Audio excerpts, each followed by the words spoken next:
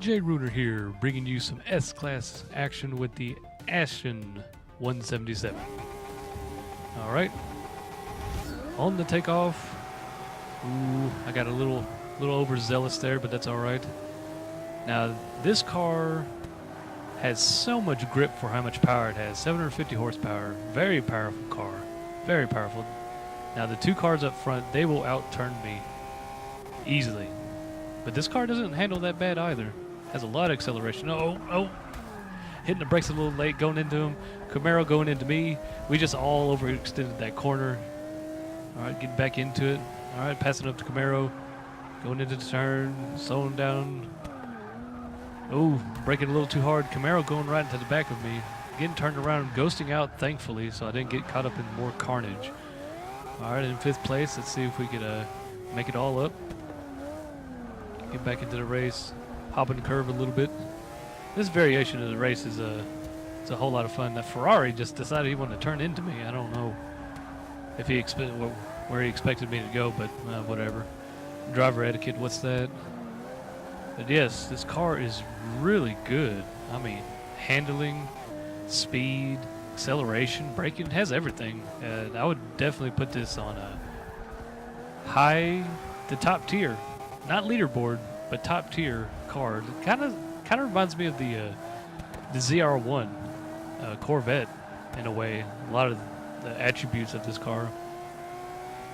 Coming through this corner, I'm not sure about this Viper here. I'm not positive on his build. Might be all handling. Yeah, it's all handling. I'm catching him way too quickly. I'm gonna pass him up quickly.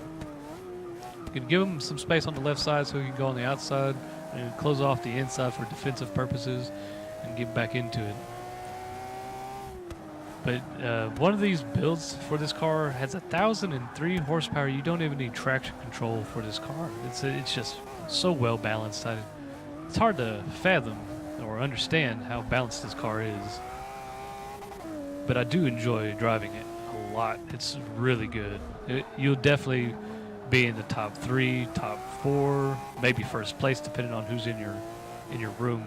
But if anybody's using another top tier car or a leaderboard car, you're definitely going to probably be behind them. I really can't say anything too bad about this car. This car is just really, really good. Solid. Doesn't really spin out all that much. Has a good launch off the line. Great acceleration. Great top end. There's just not much to complain about this car. It's just really good. But getting back to this race. Oh, what? The Maserati lost its wing. I'm guessing the BMW Pro car is putting a lot of pressure on them. Smacked them in the back. I know that Maserati probably can't turn as good as the Pro car. And it looks like they're battling it out right now. The Maserati going defensive here. Giving me time to catch up here. Now the BMW Pro cars, they're really good. Like the one that's behind me right now, that's like equivalent to the Dodge Viper. This one in front of me I think has more speed but not as much handling, but still a very solid car. Granted that they outturned me completely is the only disadvantage I have against them. Other than that, I got them in top end and I think in acceleration also. Braking might be about the same. But catching up to the group here, Maserati definitely slowing down the chain here. All right, trying to defend the left side here. Oh, he's going to try to go around me and just overjudged that and overshot. Went into the grass. I went defensive, so he had to go wide because I wasn't going to let him have the inside. All right, catching up to him quickly. Maserati definitely slowing down the line here. Oh, wow, the tap in the bumper, spinning him around. I'm going to take first on that one. So now I got to hold off the Pro cars for two laps. This lap and the final lap. And trust me, those guys are good drivers. They're really good drivers. I've had several races with them. We end up on the top 3 podium spots every time. So The skill's there. It's just this car just can't handle it as good as the BMW Pro cars. Just going to keep on holding my lines, trying to get these as perfect as possible. Throttle control in this car is just, it's really good. You can lay on the throttle like as soon as you coming out of a corner, and no worries of it spinning out on you unless you just whip the back end out. But what impressed me about this car was the horsepower build that I built. The 1,003 horsepower build, and it has grip. And once you get past first gear in that car, it just has grip throughout the rest of the gears. You don't have to worry about it. It turns really well for a speed car. It's just, I don't know.